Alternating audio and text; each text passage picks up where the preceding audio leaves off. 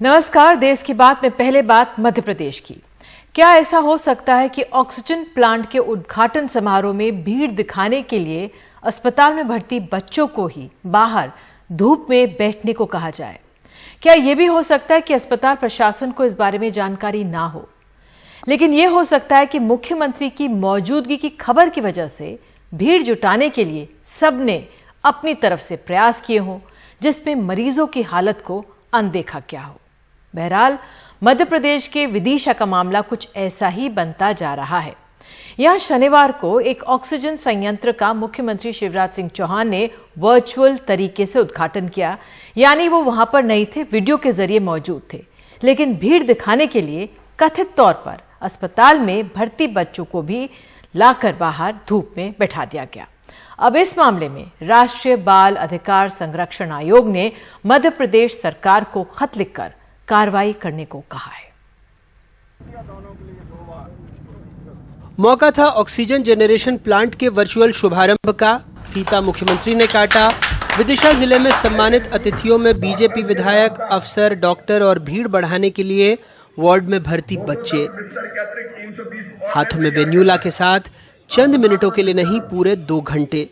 Sister ने नीचे बुला रहे, किसी ने फोन लगाया था उनको, बड़ी मैडम को। अब हम पता नहीं है क्या, उनसे तो ये बोला उनको। गार्ड भैया आए थे साथ में। हाँ, क्या कहा गार्ड भैया? वो है ना, वो खड़े वो पीछे। उनने क्या कहा? कुछ नहीं, उनने इधर बैठा दिया, हम बैठ गए। दोनों बेटी हैं, दोनों भर्ती हैं। दोनों भर्ती हैं। तो आपको किसने भेजा?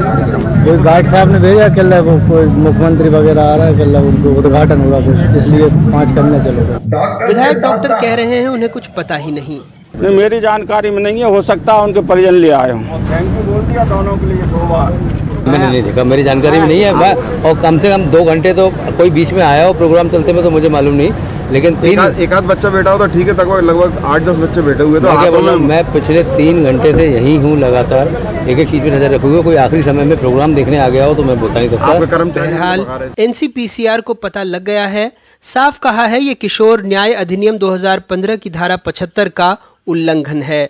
विदिशा मध्य प्रदेश के जिला अस्पताल में भर्ती बच्चों को कार्यक्रम की भीड़ बढ़ाने के लिए दिन भर धूप में बैठाकर रखने का जो मामला आयोग के संज्ञान में आया है, आयोग ने तत्संबंध में चीफ सेक्रेटरी मध्य प्रदेश को नोटिस किया है और हमें अपेक्षा है कि हमें अधिकारियों के विरुद्ध कार्रवाई करके वो अवगत कराएगी। इस मामले में वैधानिक दंड के प्रावधान जो है वो धारा 75 किशोर न्याय अधिनियम में है, उसके अंतर्गत भी कार्रवाई अपेक्षित है। जेजे एक्ट की धारा 75 में अपराध साबित होने पर 3 साल की कैद या 1 लाख रुपए तक के जुर्माने का प्रावधान है। लेकिन बड़ा सवाल यह है कि उस बीमार मानसिकता का क्या करें जो बीमार बच्चों को भी राजनीतिक दलों की भीड़ का हिस्सा बनाने से गुरेज नहीं करती।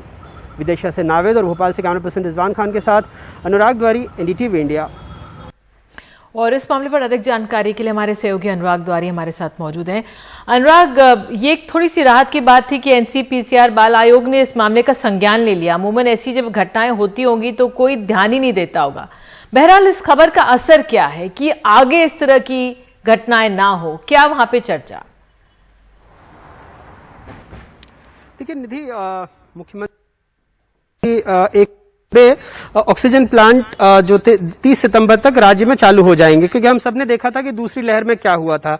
लेकिन हाईकोर्ट में जो स्टेटस रिपोर्ट सरकार ने सौंपी उसमें 188 ऑक्सीजन संयंत्रों की बात है, जिसमें से 61 कमीशन हुए हैं, लेकिन उसमें से सिर्फ 13 बन पाए हैं। तो एक तो ये देखी, सही बात है कि एनसीपीसीआर ने इस मामले में संज्ञान लिया है, लेकिन अधिकतर कई ऐसे मामले आते हैं जो मीडिया में आने के बाद, सुर्खियों में आने के बाद उन पर कोई कार्रवाई नहीं होती। फिलहाल तो इस पर एनसीपीसीआर ने राज्य के मुख्य सचिव को खत लिखकर कहा है कि वो 7 दिनों के अंदर बताएं कि जिम्मेदारों पर क्या कार्रवाई की गई है और जेजे एक्ट का इसमें क्या क्या वायलेशन हुआ है। उनसे गुजारिश की गई है कि पूरे मामले की जांच बेहतर तरीके से करवाएं।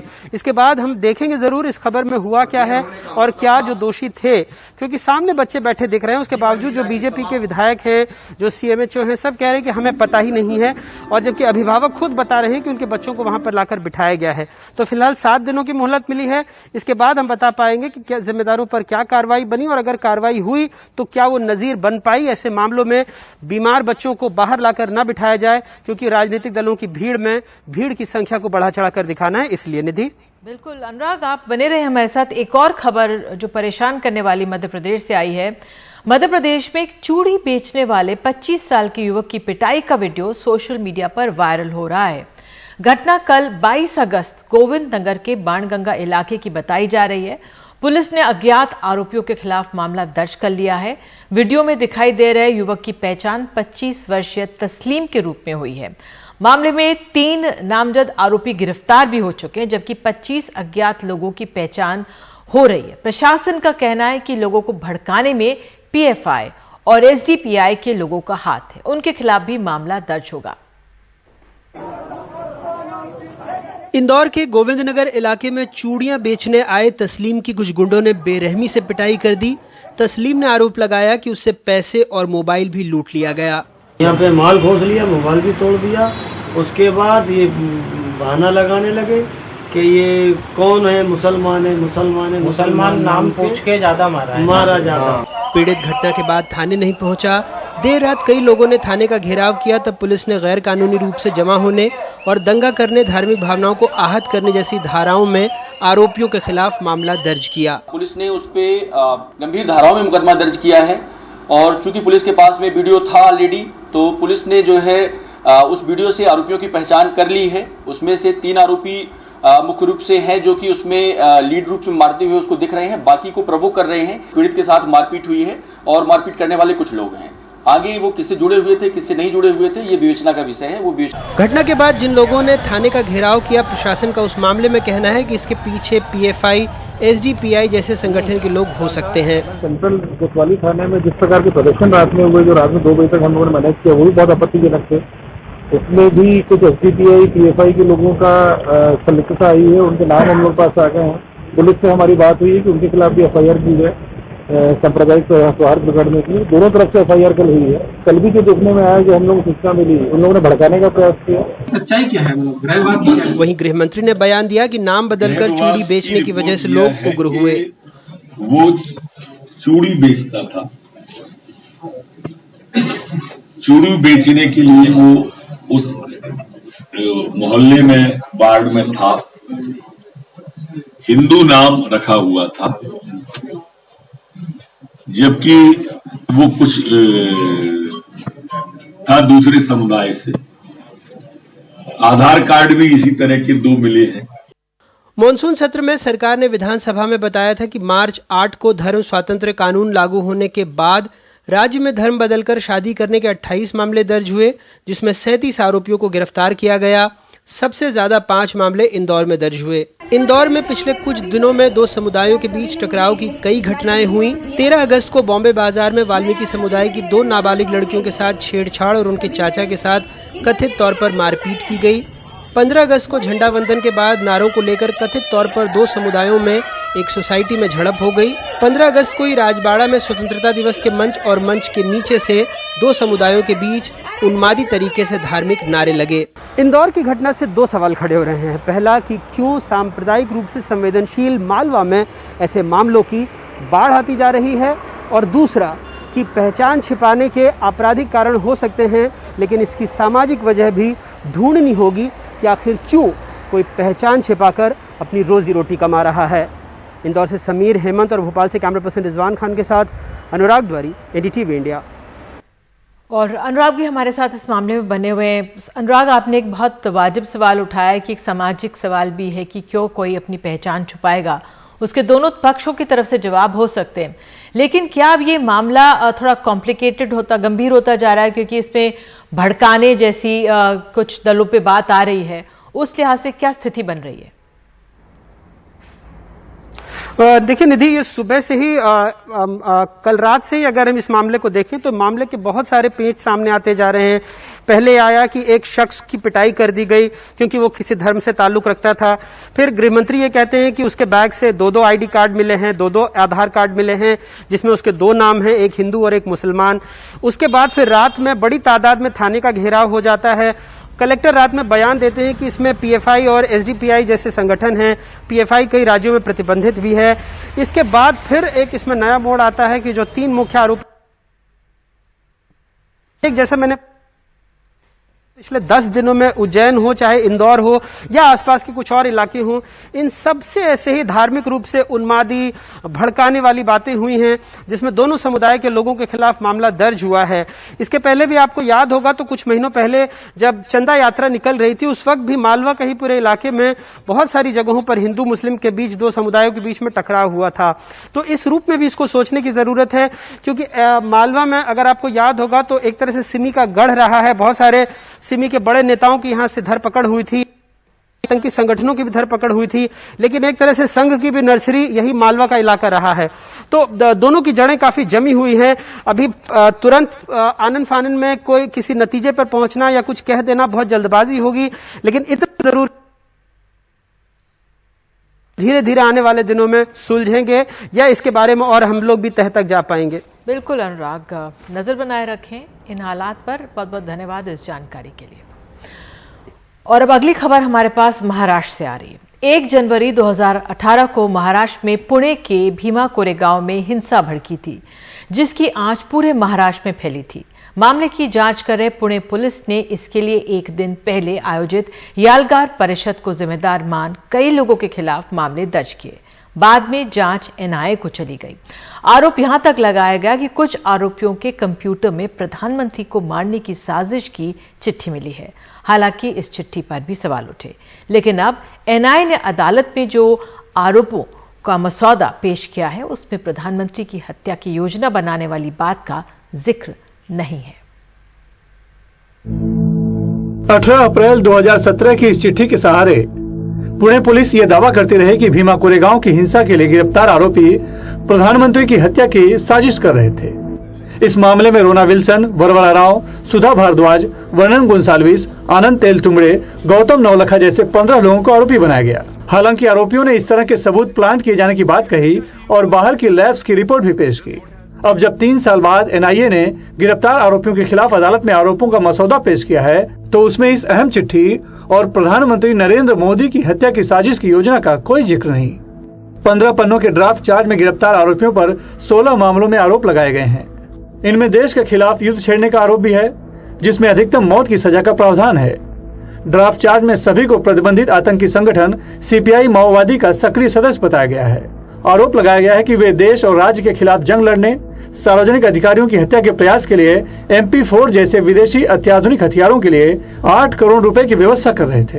अब मामले में पेश ड्राफ्ट चार्ज पर बहस के बाद आरोप तय होंगे। भीमा कोरेगांव हिंसा मामले की जांच में एजेंसियों पर संगीन आरोप लगते रहे हैं। अब यह सवाल उठा है कि एजेंसियों की तरफ से जो सबसे संगीन आरोप था, उसका जिक्र आरोपों के मसौदे में क्यों नहीं। मुंबई से कैमरामैन अशोक महाडिक के साथ सुनील सिंह, NDTV इंडिया के लिए। और अब बात हम जातियों की करते हैं। आज जातिवार जनगणना के सवाल पर बिहार के 11 राजनीतिक दलों के नेताओं ने प्रधानमंत्री से मुलाकात की। खास बात यह है कि इस प्रतिनिधिमंडल में नीतीश कुमार जो मुख्यमंत्री हैं, उनके साथ आजकल उनके घुर विरोधी चल रहे तेजस्वी यादव भी थे। एक साथ मीडिया से इन दोनों ने बात भी की और इनके साथ बीजेपी के एक नेता भी शामिल हुए। अब यह सवाल उठ रहा है कि क्या बिहार में किसी नई राजनीति की ओर इशारा हो रहा है। जातिवार जनगणना के असुविधाजनक सवाल पर बिहार से आए 10 दलों के नेताओं से आखिरकार प्रधानमंत्री ने मुलाकात की। इस मुलाकात के लिए नीतीश कुमार 6 अगस्त को चिट्ठी लिखी थी, लेकिन समय 3 हफ्ते बाद मिला। जाहिर है प्रधानमंत्री से कोई ठोस आश्वासन वो अब भी हासिल नहीं कर पाए। प्रधानमंत्री ने क्या कहा? आप लोग सारे दल के नेता थे। प्रधानमंत्री ने बहुत ध्यान पूर्वक सबकी बात को सुना।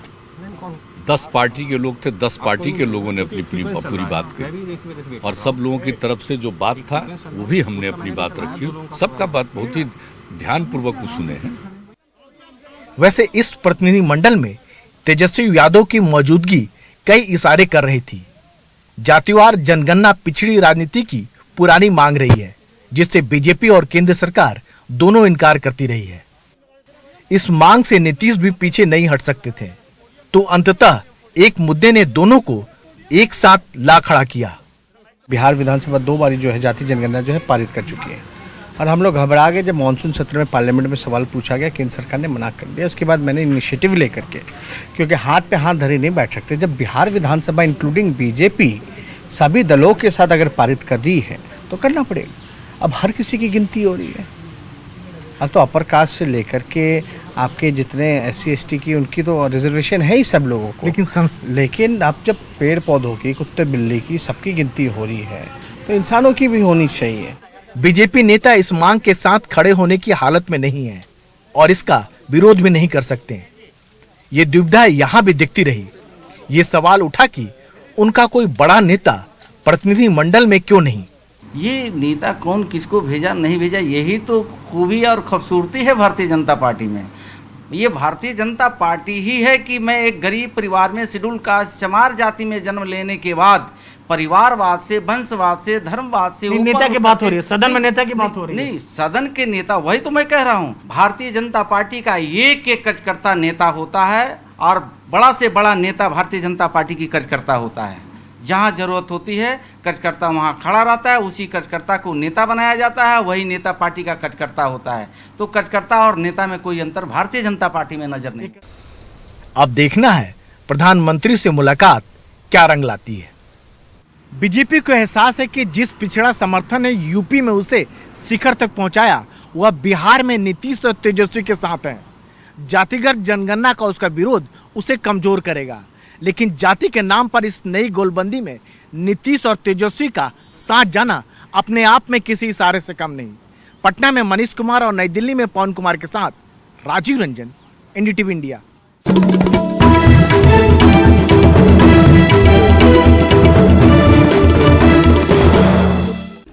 कोरोना वैक्सीन ज़ैकोविड डी को इमरजेंसी यूज के लिए अप्रूवल तो मिल चुका है। अब 5 से 12 साल के बच्चों पर भी वैक्सीन के ट्रायल की शुरुआत की कोशिश है, लेकिन ट्रायल के लिए बच्चों की कमी बनी हुई है। 12 से 17 साल के ट्रायल में मुंबई के नायर अस्पताल, जहां पर 50 वॉलंटियर्स की जरूरत थी, 40 दिनों में सिर्फ 11 ही मिल पाए हैं। माओ को भी चिंता है। सोशल मीडिया पर माओ ने एक मुहिम भी शुरू कर दी है। एक रिपोर्ट। मेरी बेटी कारुण्या जो 20 साल की थी, वो वैक्सीन लगाई, जून 8 को लगाई। जून 18 को उसको एडवर्स इफेक्ट हो गए, ज़्यादा थ्रोट पेन हो गई, चल नहीं पाई और फीवर भी बहुत था। तो 3 वीक हॉस्पिटल में, मेडिकल कॉलेज PSG हॉस्पिटल में एडमिट किया हमने। 3 वीक के बाद वो हमको छोड़ के चले गई। मेरी बेटी कोयम्बतूर की सुजीनी वेणुगोपालन ने करीब 43 दिन पहले अपनी 20 साल की बेटी करुणाया को खो दिया। बेटी ने 8 जून को यानी करीब 75 दिन पहले वैक्सीन ली थी। सुजीनी चाहती हैं वैक्सीन से पहले बच्चों की जरूरी जांच हो और माओं को इसके लिए जागरूक किया जाए। मेरी बेटी है कि ये जो भी 30 साल से ऊपर लोगों को वैक्सीन लगवाए और भी टेस्ट करवा के लगवाए हैं। इससे कम उम्र बच्चों को वैक्सीन की जरूरत नहीं है। हैदराबाद की 18 साल की रिथाइका गंगू की ब्रेन में ब्लड क्लॉटिंग के कारण 19 जून को मौत हुई। रिथाइका की मां कहती हैं कि मौत से करीब 20 दिन पहले 29 मई को उनकी बेटी ने टीका लगवाया था। मेरी खुद की बेटी, मेरी बड़ी बेटिया रिथाइका, जो सिर्फ 18 साल की थी, उन्होंने जब कोविशील्ड का फर्स्ट डोज वैक्सीन लिया थी, ठीक 20 दिन में उनका देहांत हो गया। अब एक माँ के हिसाब से जो मुझ पे गुजर रही है मेरी बेटी के गुजरने के बाद, वो सिर्फ मैं ही जानती हूँ। ये जो वैक्सीन्स अब लगवा रहे हैं, ये हर किसी के लिए सूट नहीं करते, स्पेशली बच्चों के लिए। हमने रितैका के ऐसे होने के बाद हमने एक अवेयरनेस कैंपिंग शुरू किया, रितुस वैक्सीन अवेयरनेस कैंपिंग, जो बाकी पेरेंट्स को हम एजुकेट कर रहे हैं कि आप लोग अपने को या बच्चों को लगवाने से पहले आप एजुकेट करो खुद को, उसमें क्या है, क्योंकि ऐसे कुछ टेस्ट अभी नहीं है जो पता पाएगा कि ये आपके बच्चों के लिए सही है या गलत है।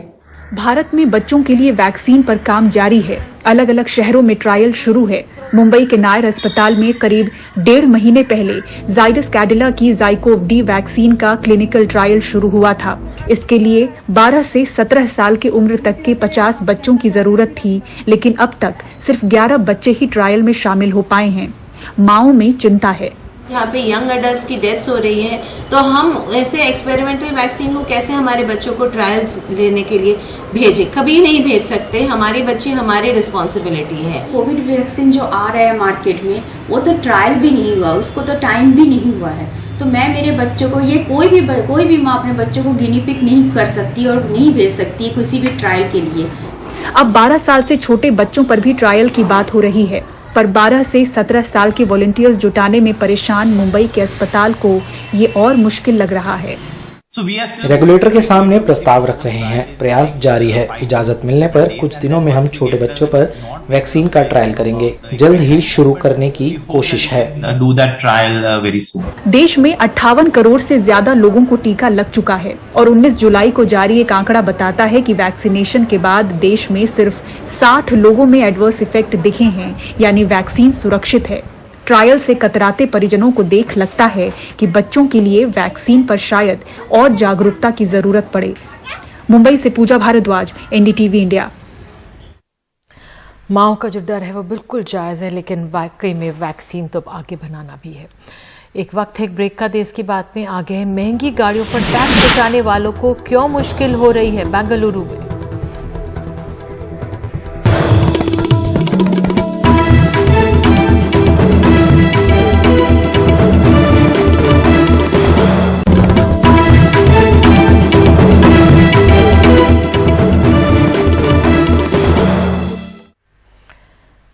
खबर कर्नाटक से, देश की बात में बेंगलुरु में करोड़पतियों की कमी नहीं है। ऐसे में करोड़ों रुपयों की लग्जरी कार सड़कों पर दिखी जाती हैं, लेकिन इतनी महंगी गाड़ियों के मालिक भी इंश्योरेंस और रजिस्ट्रेशन टैक्स बचाने के चक्कर में पकड़े जा रहे हैं।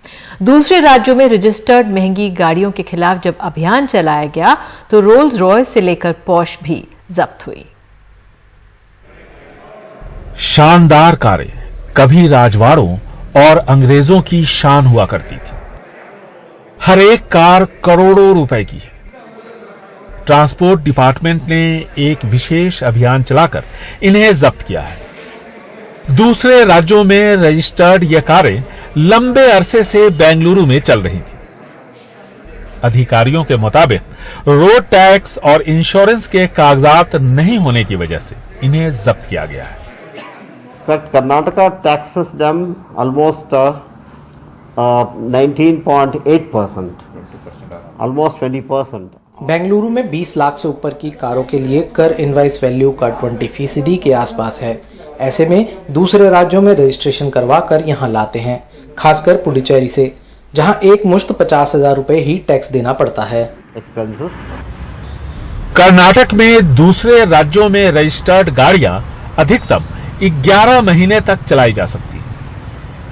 इसके बाद लाइफ टाइम टैक्स जमा करना अनिवार्य है। जब्त गाड़ियों में रोल्स रॉयस, पोर्श और फेरारी शामिल है। टैक्स और इंश्योरेंस की लाखों रुपए की मोटी रकम बचाने के लिए आमतौर पर ऐसे हथकंडे अपनाए जाते हैं। Conducted one special enforcement drive इन बेंगलुरु सिटी। अपने विशेष दल का गठन करके इन गाड़ियों को पकड़ा है। हमने कहा है कि ये जल्द से जल्द कागजात लेकर आएं। Kept in our custody, these vehicles are in our custody, and we have advised the owners to bring the original documents. आम लोगों की गाड़ियों का पकड़ा जाना मामूली बात है, लेकिन महंगी गाड़ियों के खिलाफ कार्रवाई होनी थी, इसलिए अधिकारियों की एक विशेष टीम बनानी पड़ी, क्योंकि ये गाड़ियां रसूख वाले लोगों की हैं। अब वक्त रहते अगर इन गाड़ियों के कागजात जमा न करवाए गए तो इनकी नीलामी होगी। बेंगलुरु से कैमरामैन कुमार के साथ निहाल खिदवई, एनडीटीवी इंडिया।